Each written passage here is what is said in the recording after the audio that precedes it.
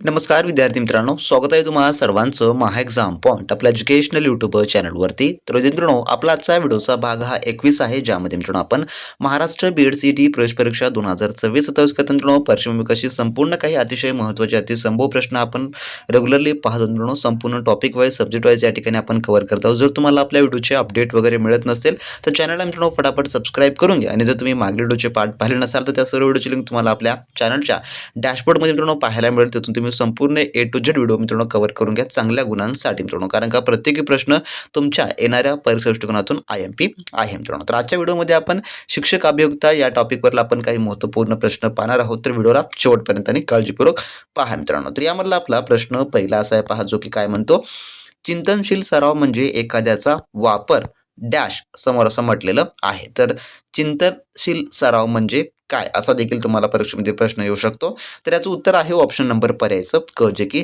ज्ञानावर मेटाकॉग्निशन असा याचा अर्थ होतो. तर मेटाकॉग्निशन म्हणजे नेमकं काय, तर मेटाकॉग्निशन म्हणजे की विचारांबद्दल जे की विचार करणे. जसं की सांगायचं झालं तुम्हाला अजून डीपमध्ये, तर मेटाकॉग्निशन्स म्हणजे की आपल्या स्वतःचा विचार प्रक्रियेबद्दल विचार करणे. जसं की ज्याला आपण म्हणतो ज्याला आपण आपल्याला काय माहीत आहे आणि काय माहिती नाही हे समजून घेणं. आणि जे याचा दुसरा एक प्रकार पडतो म्हणजे की स्वनियमन, ज्याला आपण शिकण्याची गती आणि पद्धत स्वतःहून नियंत्रित करतो. हे जे याचे दोन मुख्य घटक पडतात. पण मेटाकॉग्निशनमध्ये मुख्यतः जे आहे, जे की आपल्याला काय माहीत आहे आणि काय माहीत नाही हे जे यामध्ये समजून घेतलं जातं. आणि याला मुख्यतः जे आहे, जे की सेल्फ अवेअरनेससाठी जो ह्याचा वापर केला जातो. तर चिंतनशील सरावामध्ये हेच आहे. पर्याय नंबर याचं क हे की उत्तर होणार असेल. त्यानंतरचा प्रश्न पुढील असा आहे, जो की प्रश्न 2 काय म्हणतो पहा या ठिकाणी, खालीलपैकी कोणते अध्यापनाबद्दल खरे नाही, कोणते विधान जे आहे अध्यापनाबद्दल खरं नाही असं म्हटलेलं आहे. तर याचं उत्तर आहे पर्याय नंबर ब, जे की अध्यापनाच्या परिणामी विद्यार्थ्यांनी शिकले पाहिजे. म्हणजेच काय, तर अध्यापन ही एक प्रक्रिया आहे ज्याचा हेतू शिकवणे हे असतो, परंतु प्रत्येक अध्यापनाचा जे की प्रक्रियेनंतर विद्यार्थ्यांनी शिकलेच पाहिजे असं बंधनकारक नसतं. तर अध्यापन ही विद्यार्थ्यांची वैयक्तिक कृती आहे, म्हणून पर्याय नंबर याचं ब हे याचं उत्तर होय. त्यानंतरचा प्रश्न आपला पुढचा, जो की काय म्हणतो पहा 3 नंबरचा, खाली दिलेल्या मूल्यांकन प्रक्रियेच्या यादीतून रचनात्मक मूल्यांकन कोणकोणते आहे ते ओळखा. तर रचनात्मक मूल्यांकन यापैकी आपल्याला सांगायचं आहे. तर यामध्ये पहा आपल्याला भरपूर सारे विधाने आहेत. अ आहे, अभ्यासक्रम पूर्ण केल्यानंतर शिक्षक विद्यार्थ्यांना ग्रेड देतात. ब आहे, वर्गात विद्यार्थ्यांना संवाद साधताना शिक्षक सुधारात्मकता अभिप्राय देतात. क आहे, शिक्षक विद्यार्थ्यांना युनिट टेस्टमध्ये गुण देतात. ड आहे, शिक्षक वर्गातच विद्यार्थ्यांच्या शंकाचे स्पष्टीकरण देतात. ई आहे, विद्यार्थ्यांच्या एकूण कामगिरीचा अहवाल दर 3 महिन्यांनी पालकांना दिला जातो. फ आहे, शिक्षक प्रश्नोत्तर सत्राद्वारे विद्यार्थ्यांची प्रेरणा वाढवतात. तर यापैकी रचनात्मक मूल्यांकन कोणकोणतं आहे म्हटलेलं आहे. तर यामध्ये जे जे येणारे पर्याय आहेत, जे की पर्याय नंबर ब, जे की संवाद साधताना शिक्षक सुधारात्मक अभिप्राय देतात हे आहे. त्यानंतर आहे ड, शिक्षक वर्गातच विद्यार्थ्यांच्या शंकाचं स्पष्टीकरण देतात. आणि त्यानंतर आहे फ, जे की शिक्षक प्रश्नोत्तर सरावाद्वारे विद्यार्थ्यांचा प्रेरणा वाढवतात. ब, ड, फ हे जे आहे ते थोडक्यामध्ये की रचनात्मक मूल्यांकन करतात. म्हणून पर्याय नंबर याच्या काय यामध्ये आहे उत्तर. तर हे जे उत्तर आहे, जे की पर्याय नंबर आपल्याला ड मध्ये पाहायला मिळतं. म्हणून पर्याय नंबर ड हे याचं उत्तर होणार असेल. त्यानंतरचा प्रश्न आपला चौथा असा आहे, जो की पुढचा, खाली दिलेले 2 विधाने दिली आहेत आपल्याला. पहिलं विधान आहे, मूल्य विकासासाठी शाळा आणि शिक्षकाकडून जाणीवपूर्वक नियोजित प्रयत्नांची आवश्यकता असतं. दुसरं विधान आहे, शाश्वत विकासासाठी आवश्यक असलेली मूल्ये शाळेच्या वातावरणात जे की शिकवली जाऊ शकत नाहीत. तर यापैकी योग्य पर्याय आपल्याला निवडायचा आहे. तर याचं काय होईल, तर याचं उत्तर आहे ऑप्शन नंबर क, जे की विधान 1 बरोबर आहे, पण विधान 2 हे चुकीचे आहे. कारण का, मूल्य शिक्षण हे जाणीवपूर्वक दिले जाणे आवश्यक आहे, पण शाश्वत विकासाची मूल्ये शाळेच्या वातावरणात नक्कीच शिकवली जाऊ शकतात. त्यामुळे विधान 2 हे चुकीचं आहे. पर्याय नंबर क हे उत्तर होणार असेल. त्यानंतरचा आपला पुढचा प्रश्न 5वा असा आहे, अध्यापनाच्या परिणामकारकेत योगदान न देणारा घटक ओळखा. तर योगदान न देणारा म्हटलेला आहे. विधान आहे अ, शिक्षकांची सामाजिक आर्थिक पार्श्वभूमी. ब आहे, विद्यार्थ्यांना खुश करण्याची शिक्षकांची कौशल्य.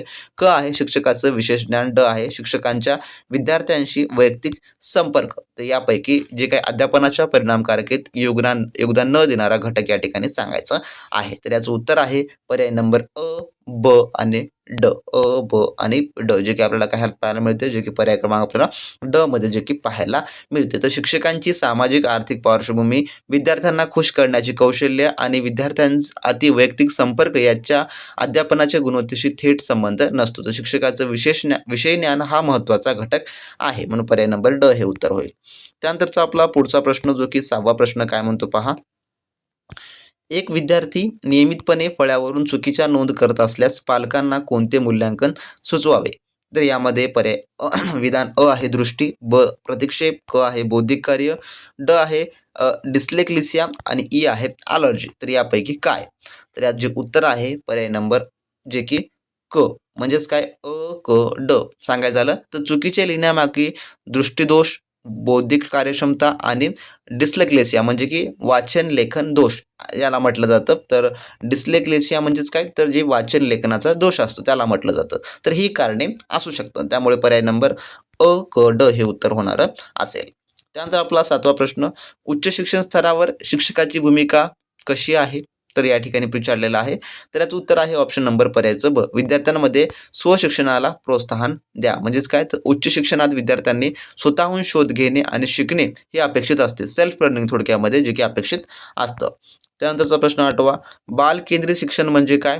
तर बाल केंद्रित शिक्षण काय म्हणजे? तर याचं उत्तर आहे पर्याय नंबर अ. मुलांच्या अनुभवांना आणि शिकण्यास प्रोत्साहन देणे. यात मुलांच्या गरजा, अनुभव आणि सक्रिय सहभागाला प्राधान्य दिलं जातं.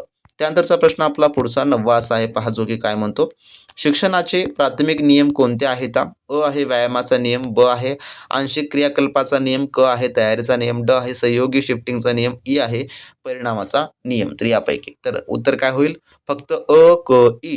अ म्हणजेच काय तर अ मध्ये व्यायामाचा नियम, क आहे जे की तयारीचा नियम आणि ई आहे परिणामाचा नियम. तर अ, क ही आपल्याला काय पाहायला मिळते? यापैकी पर्याय नंबर जे की ब मध्ये पाहायला मिळते. तर हा थोडक्यामध्ये थॉर्नडाईकचा जो प्राथमिक नियम आहे म्हणजेच की व्यायामाचा नियम, तयारीचा नियम, परिणामाचा नियम हे त्यामध्ये संपूर्ण आहे. म्हणून हे थॉर्नडाईकच्या नियमानुसार संपूर्ण आहे.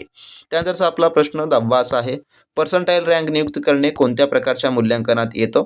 तर याचं उत्तर आहे ऑप्शन नंबर पर्यायचं ब. जे की नॉर्म संदर्भित यामध्ये जे आहे थोडक्यामध्ये येतं. जेव्हा विद्यार्थ्याची तुलना इतर विद्यार्थ्यांच्या गटाशी केली जाते तेव्हा त्याला नॉर्म संदर्भित मूल्यांकन म्हणतात, ज्याला आपण नॉर्म रेफरन्स असं देखील म्हणतो. पर्याय नंबर ब याचं उत्तर जे की होणारं असेल मित्रांनो. जर मित्रांनो तुम्ही BEd CET परीक्षा 2026 ची तयारी करत असाल आणि मित्रांनो त्यासाठी तुम्ही अजूनही आपला स्पेशली असलेला यासाठीचा कोर्स लाईव्ह प्लस रेकॉर्डचा मित्रांनो जॉईन केला नसाल तर वेळ न वाया घालवता लगेचच्या लगेच या व्हिडिओच्या डिस्क्रिप्शन बॉक्समध्ये आपल्या ऑफिशियली ॲपची लिंक दिली आहे. तिथून मित्रांनो लगेचच्या लगेच जॉईन करून घ्या, ज्याद्वारे तुमची A to Z तयारी मित्रांनो या ठिकाणी कंप्लीट होणारी असेल. यामध्ये मित्रांनो तुम्हाला परिपूर्ण fully syllabus based online test series मिळणारे असतील, ज्यामुळे तुम्हाला खऱ्याखुरा पेपरचा अनुभव घेता येणार असेल व त्यासोबतच तुम्हाला यामध्ये आपण ई-बुक देखील इंटिग्रेट करून दिलं आहे, ज्यामुळे मार्केटमधलं कोणतंही तुम्हाला महागडं पुस्तक घेण्याची गरज पडणारी नसेल किंवा तुम्हाला कोणतेही याहून अधिक महागड्या कोचिंगची गरज पडणारी नसेल. आणि मित्रांनो तुम्हाला सांगतो आपण सर्वात कमी प्राईसमध्ये यामध्ये आपण संपूर्ण काही तुम्हाला लाईव्ह प्लस रेकॉर्ड बॅच या ठिकाणी उपलब्ध करून देत आहोत, जे की आपली सध्याची डिस्काउंट ऑफरमध्ये प्राईस जे की 999 फक्त आपण ठेवलेलं आहे, ज्यात तुम्हाला परिपूर्ण संभाव्य टेस्ट सिरीज आपण उपलब्ध करून देणार आहोत, जे की परीक्षेमध्ये 100% प्रश्न विचारले जाण्याची दाट संभाव्यता असणारी आहे, ज्यामध्ये सर्व विषयाचं पेपर विश्लेषण व त्यासोबतच कमी वेळेमध्ये तुमची या ठिकाणी A to Z तयारी होणारी असेल. तर आपली परीक्षा मित्रांनो जे की मार्चमध्ये होणार आहे, त्यामुळे त्या मानाने आपण संपूर्ण काही या ठिकाणी तयारी करणार आहोत. त्यासोबतच तुम्हाला सर्व विषयाची ई-बुक उपलब्ध करून देणार आहोत, ज्यामुळे तुम्हाला पुस्तकीची या ठिकाणी घेण्याची अजिबात गरज पडणारी नसेल. तर मित्रांनो तुम्हाला जॉईन करायचं असेल तर लगेचच्या लगेच आपली ॲप्लिकेशन डाउनलोड करून घ्या. डिस्क्रिप्शन बॉक्समध्ये लिंक आहे आणि तिथून मित्रांनो तुम्ही BEd CETच्या परिपूर्ण तयारीसाठी मित्रांनो लागू शकता. आणि मित्रांनो तुम्ही घेतला तर डोळे झाकून तुम्ही तयारीला लागा. तुमचा स्कोर मित्रांनो हा तुमच्या मनासारखा येणारा असेल. त्यामुळे लगेचच्या लगेच जॉईन करा, चांगल्या तयारीला लागा मित्रांनो. तर ज्या विद्यार्थ्यांनी अजूनही आपली स्पेशली बॅच जॉईन केलं नसेल तर मित्रांनो जॉईन करून घ्या. आणि जर तुम्ही BEd CETची इंग्लिशमधून तयारी करत असाल तर मित्रांनो तुमच्यासाठी आपण स्पेशली टेस्ट सिरीजची बॅच देखील लॉन्च केलेली आहे. तुम्ही आपल्या ॲपमध्ये मित्रांनो जाऊन ॲप ठिकाणी त्या ठिकाणी डाउनलोड करून मित्रांनो आपल्या इंग्लिश बॅचसाठी तुम्ही जॉईन करू शकता. आणि जे विद्यार्थी मराठीमधून BEd CETची तयारी करतात त्यांना मराठीमधून फक्त टेस्ट सिरीज हवे आहेत, तर मित्रांनो टेस्ट सिरीज देखील आपण तुमच्यासाठी आपण आपल्या ॲपमध्ये इंटिग्रेट केलेल्या आहेत. ज्यांना परिपूर्ण पेपर फॉर्मॅटनुसार टेस्ट सिरीज आहे सरावासाठी त्यांनी लगेचच्या लगेच आपली ॲप डाउनलोड चालू करून घ्या. त्यामध्ये तुम्ही टेसरीच्या बॅचमध्ये जॉईन करू शकता आणि ज्यांना लाईव्ह प्लस रेकॉर्डचं संपूर्ण काही अभ्यासक्रम हवा असेल त्याने मित्रांनो आपल्या पेड बॅचेसमध्ये जाऊन संपूर्ण आपला स्पेशली कोर्स जो मित्रांनो तुम्ही एनरोल करू शकता, जो की अगदी अफोर्डेबल प्राईसमध्ये आहे. तर ज्यांना ज्यांना मिळवायचं आहे लगेचच्या लगेच ॲप डाउनलोड करा आणि चांगल्या उत्तम तयारीला लागा मित्रांनो. त्यानंतर आपला 11वा प्रश्न आहे, खालीलपैकी कोणते अधिक परस्पर संवादी आणि विद्यार्थी केंद्रित आहे यापैकी? तर याचं उत्तर आहे ऑप्शन नंबर पर्यायचं ड, जे की गट चर्चा, ज्याला आपण ग्रुप डिस्कशन असं म्हणतो. तर गट चर्चेत विद्यार्थी सक्रियपणे सहभागी होतात आणि विचारांची देवाणघेवाण करतात. त्यानंतर आपला 12वा प्रश्न, प्रक्रिया प्रकार ऐवजी सामग्री प्रकार असलेला प्रश्न ओळखा यापैकी. तर यामध्ये अ आहे वेगवेगळे प्रश्न, ब आहे तथ्यावर आधारित प्रश्न, क आहे संकल्पना आधारित प्रश्न, ड आहे खालच्या क्रमातील प्रश्न, ई आहे उच्च श्रेणीचे प्रश्न. तर यापैकी काय आहे? तर कंटेंट टाईप म्हणजेच की सामग्री प्रकार. तर याचं उत्तर आहे पर्याय नंबर ब आणि ड, फक्त तथ्यावर आधारित प्रश्न, आणि ड आहे खालच्या श्रेणीवरील प्रश्न, जे की पर्याय नंबर आपल्याला ब मध्ये पाहायला मिळतं. म्हणजेच काय, तर तथ्यावर आधारित आणि खालच्या क्रमातील प्रश्न हे थेट माहितीवर किंवा सामग्रीवर आधारित असतात, म्हणून याचं पर्याय नंबर ब उत्तर होणार असेल. त्यानंतर आपला 13वा प्रश्न, शिक्षकी व्यवसायातील क्लायंट कोण आहे? तर शिक्षकी व्यवसायातील क्लायंट म्हटलेलं आहे. तर याचं उत्तर आहे ऑप्शन नंबर पर्यायचं क, जे की विद्यार्थी हा आहे.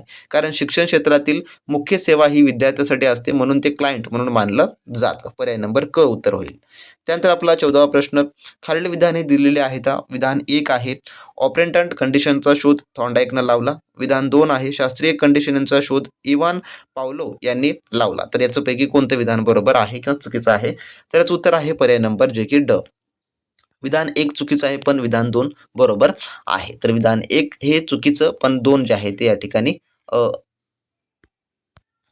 उत्तर जे आहे ते होणार असेल मित्रांनो. त्यानंतर आपला प्रश्न 15वा असा आहे, पारंपरिक वर्गखोलीला काय म्हणतात? तर काय म्हटलं जातं? तर याचं उत्तर आहे ऑप्शन नंबर पर्यायचं अ, जे की समोरासमोर संवादात्मक पद्धत असं जे आहे त्याला म्हटलं जातं, फेस टू फेस असं जे की आपण त्याला मराठीत म्हणतो.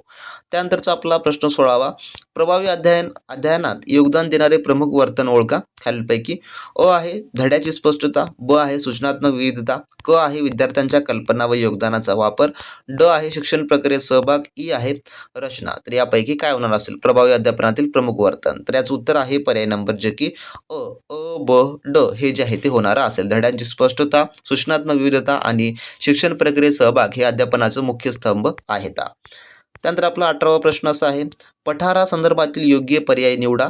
विधान 1 आहे, पठार म्हणजे शिकण्याच्या वक्रतेत कोणतीही सुधारणा नसलेला काळ. विधान 2 आहे, पठारावर शिकण्याचा दर प्रथम वाढतो आणि नंतर जो आहे तो कमी होतो. तर यापैकी आपल्याला निवडायचं आहे. तर याचं उत्तर होईल पर्याय नंबर जे की याचं क.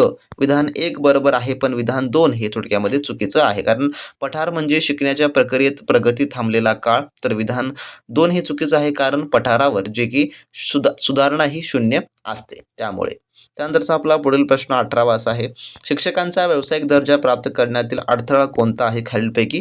तर याचं उत्तर आहे ऑप्शन नंबर जे की ड, कमी पगार या ठिकाणी हे जे आहे ते होणारं असेल. त्यानंतर आपला 19वा प्रश्न, विद्यार्थ्यांच्या शैक्षणिक कामगिरीवर प्रतिकूल परिणाम न करणारे 2 घटक निवडा. अ आहे जे की कमी स्वय कार्यक्षमतेचा विश्वास, ब आहे देवावरचा विश्वास, क आहे राजकारणाबद्दल उदासीन वृत्ती, ड आहे शिक्षकांच्या विद्यार्थ्यांकडून कमी अपेक्षा. तर यापैकी काय उत्तर होणार असेल? तर याचं उत्तर आहे ऑप्शन नंबर पर्यायचं जे की ब, म्हणजेच काय, तर देवावर विश्वास आणि राजकारणाबद्दल उदासीन वृत्ती. तर देवावर विश्वास किंवा राजकारणाबद्दलची उदासीनता यांचा विद्यार्थ्यांच्या शैक्षणिक गुणावर थेट वाईट परिणाम होत नाही. पर्याय नंबर याचं ब त्यामुळे उत्तर होईल. त्यानंतर आपला 20वा प्रश्न, मुलांच्या मेंदूचा विकास 6 वर्षापूर्वी किती टक्के होतो? तर 6 वर्षापूर्वी ते होण्यापूर्वी. तर याचं उत्तर आहे ऑप्शन नंबर डी, जे की 85% एवढा जो आहे थोडक्यामध्ये होतो. त्यानंतर आपला 21वा प्रश्न, जगाबद्दलच्या तथ्याचं नवीन ज्ञान मिळवण्यासाठी कोणत्या प्रकारच्या कारणावर जे की अवलंबून राहावे? तर याचं उत्तर आहे ऑप्शन नंबर पर्यायचं अ, जे की आगमनात्मक, ज्याला आपण इंडिकेटिव्ह असं इंग्लिशमध्ये, मराठीमध्ये त्याला आगमनात्मक असं म्हटलं जातं. तर उदाहरणाकडून नियमाकडे जाणे म्हणजे की आगमनात्मक तर्क होय असं आपण जे की त्याला म्हणतो. पर्याय नंबर अ याचं उत्तर होणार असेल. त्यानंतर प्रश्न आपला 22वा, मेलद्वारे पाठवलेली प्रश्नावली, निरीक्षण, मुलाखत आणि सामूहिक प्रश्नावली ही उदाहरणे आहेत कशाची? तर याचं उत्तर आहे ऑप्शन नंबर क, जे की प्राथमिक स्त्रोत. जेव्हा माहिती थेट पहिल्यांदा गोळा केली जाते तेव्हा त्याला प्राथमिक स्त्रोत असं जे आहे ते म्हणतात. त्यानंतर 23वा प्रश्न, मूल्यांकन पूर्वग्रहात योगदान न देणारा घटक कोणता? तर याचं उत्तर आहे ऑप्शन नंबर क, जे की लवचिकता व वैविध्यपूर्ण मूल्यांकन प्रक्रिया हा जो आहे थोडक्यामध्ये आहे. त्यानंतर आपला 24वा प्रश्न, वेगवेगळ्या ग्रेड पॉईंट्सवर विद्यार्थ्यांचे निश्चित प्रमाण दर्शवणारा ग्रेडिंग प्रकार कोणता? तर याचं उत्तर आहे ऑप्शन नंबर ड, जे की सापेक्ष प्रतवारी हे जे आहे थोडक्यामध्ये होणारं असेल. त्यानंतर आपला 25वा प्रश्न, अध्यापनाचं स्वरूप आणि उद्दिष्ट यांचे सर्वोत्तम वर्णन करणारा संच ओळखा. या ठिकाणी आपल्याला पर्यायी विधाने आहेत. अविधान आहे, अध्यापन आणि शिक्षण यांचा अविभाज्य संबंध नाही. ब आहे, अध्यापन आणि प्रशिक्षण यात कोणताही फरक नाही. क आहे, सर्व अध्यापनाचा उद्देश विद्यार्थ्यांमध्ये परिवर्तन घडवणे हा आहे. ड आहे, चांगले शिक्षण हे औपचारिक स्वरूपाचं असतं. ई आहे, शिक्षक हा एक वरिष्ठ व्यक्ती असतो. फ आहे, अध्यापन ही सामाजिक कृती आहे तर शिकणे ही एक वैयक्तिक कृती आहे. तर यापैकी कोणतं आपल्याला निवडायचं आहे? तर यात जे उत्तर आहे ते आहे ऑप्शन नंबर पर्यायचं क, जे की अ, क आणि फ हे होणार असेल. कारण अध्ययन संबंध, विद्यार्थ्यात परिवर्तन घडवणे आणि अध्यापन ही एक सामाजिक कृती असणे ही अध्यापनाची खरी वैशिष्ट्ये आहेत. म्हणून पर्याय नंबर क उत्तर होणार असेल. त्यानंतर 26वा प्रश्न, वस्तुनिष्ठ प्रकाराच्या चाचणीद्वारे काय साध्य करता येत नाही? तर याचं उत्तर आहे ऑप्शन नंबर ड, जे की समस्या सोडण्याची क्षमता ही जी आहे साध्य करता येत नाही. तर वस्तुनिष्ठ प्रश्न केवळ माहितीची तपासणी करतात, सखोल विश्लेषण किंवा समस्या सोडवण्याचं कौशल्य यात तपासता येत नाही. त्यानंतर 27वा प्रश्न, वर्गात प्रभावी शिस्त रोखण्यासाठी शिक्षकाने कसे वागावे? तर याचं उत्तर आहे ऑप्शन नंबर ड, जे की नम्रपणे आणि कडकपणे वागावे.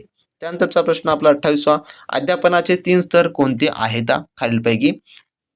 तर याचं उत्तर आहे ऑप्शन नंबर जे की अ, 1, 2 आणि 3, जे की स्मरणशक्ती पातळी, समज पातळी आणि चिंतनशील पातळी हे जे आहे होणारे असतील.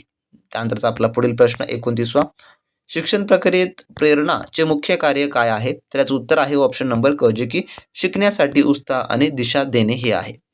त्यानंतर आपला 30वा प्रश्न, खालीलपैकी कोणते जे की निकष संदर्भित मूल्यांकनचे वैशिष्ट्य आहे? तर यात जे उत्तर आहे ते आहे ऑप्शन नंबर पर्यायचं ब, जे की पूर्वनिश्चित निकषाच्या आधारे कामगिरीचे मूल्यांकन केलं जातं. यात विद्यार्थ्यांचं तुलना एकमेकाशी न करता ठरलेल्या निकषांशी जे की केलं जातं. पर्याय नंबर याचं ब उत्तर होणार असेल. तर असे मित्रांनो, आजच्या व्हिडिओमधले आपले टॉप 30 क्वेश्चन होते, जे की आपण टीचिंग ॲप्टिट्यूड म्हणजे की आपल्या शिक्षक अभियोग्यता यावरचे प्रश्न पाहिलेले आहेत. आणि तुम्हाला तुमच्या परीक्षेत देखील सेम या प्रकारचे असेच प्रश्न पाहायला मिळणारे असतील. त्यामुळे प्रत्येकी प्रश्न हा परीक्षेमध्ये इम्पॉर्टंट आहे. आणि ज्या विद्यार्थ्यांना आपली स्पेशली बॅच जॉईन करायचं असेल त्यांनी लगेच आपले ॲप डाउनलोड करून घ्या. आणि ज्या विद्यार्थ्यांना टेस्ट सिरीज वगैरे हवे असतील तर आपल्या ॲपमध्ये तुम्ही टेस्ट सिरीजच्या सेक्शनमध्ये जाऊन मित्रांनो संपूर्ण तुम्ही टेस्ट सिरीज जी आहे ती मिळवू शकता. तर भेटूया नेक्स्ट व्हिडिओमध्ये नवीन माहिती नवीन अपडेट सोबत. तोपर्यंत मित्रांनो, बी प्रॅक्टिस क्रॅक एक्झाम.